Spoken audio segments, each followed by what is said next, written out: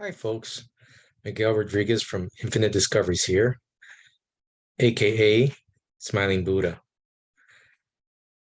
Tyre Nichols.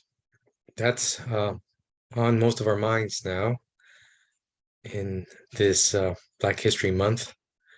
It's a sobering aspect that we have to once again revisit a death, a killing of a young Black man.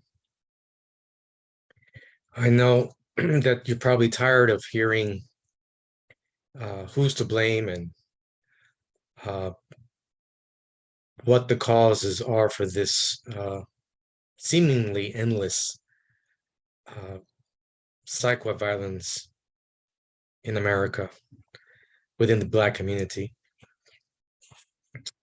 Here is not that much difference. You're going to hear something about blame, but maybe in a different perspective. I think what's happening in our culture has a lot to do with authority. Those that are in authority, those people who are in authority that shouldn't be in authority. It's as if the least capable among us are the ones in power. And that seems to be apparent in a lot of institutions, from police departments to academia and corporations. Our government, as you can see how dysfunctional it is. And it seems like people that want power are the least among us who should have it. So this is just a short take on the situation that happened in Memphis. There are, of course, other factors at play. There is definitely no doubt about that. But I've noticed in as far as I can remember, going back from the start of my career, my work career, that it just seems like those who get hired, those who get promoted, those who get voted into office are the inept, the incompetent, the stupid, the untrained, those who are not well equipped enough to deal with other people. And until we fix that problem, these incidences that happen in Memphis and have occurred in countless other places around the United States will continue to happen. So it's something to think about, something that we need to make a choice, right? We need to decide who our leaders are going to be, who are going to be our leaders. And if we don't want to lead, who do we choose to lead? And sometimes we may have to lead. We are probably thrust into a situation, a circumstance where we are forced to lead. Then what do?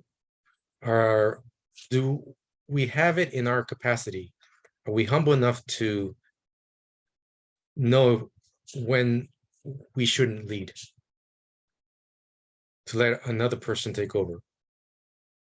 Or will we be brave enough, wise enough to be a good, effective leader or someone in authority?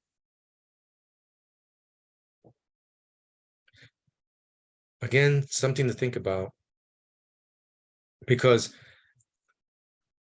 as humans, as a civilization, we do have to have some type of leadership. But if it fails us, then who do we have? Sometimes we have to just lead ourselves. But we have to gain that wisdom, that patience, that perseverance, that strength to be leaders of ourselves, leaders in our communities, in our families, in our schools.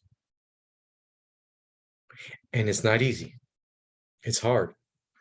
And that's why I believe we're seeing such failure in leadership in this country and around the world. Because it appears that those who are in leadership positions are the weakest among us, and those who are probably a little smarter and wiser don't want to take that job because we know what it entails. Okay, because it does take away from us. It takes a little bit of us each day to be a good, effective, strong leader, particularly in situations where you're a first responder or a leader of a community, of a city, of a state, of a nation. So, folks, I leave you with this. What are our choices? They're not that many. But we know that we have a crisis in this country, and it's a crisis of leadership and what Infinite Discoveries talks about a lot, a crisis of moral authority lacking in our world. So I wish you all a good Black History Month. Beside the somber news of another Black killing, a killing of a Black person by police officers, let's hope and let's do something to change this crisis of leadership and authority in this country. Until we meet again, take care. Miguel Rodriguez signing off for Infinite Discoveries. Goodbye.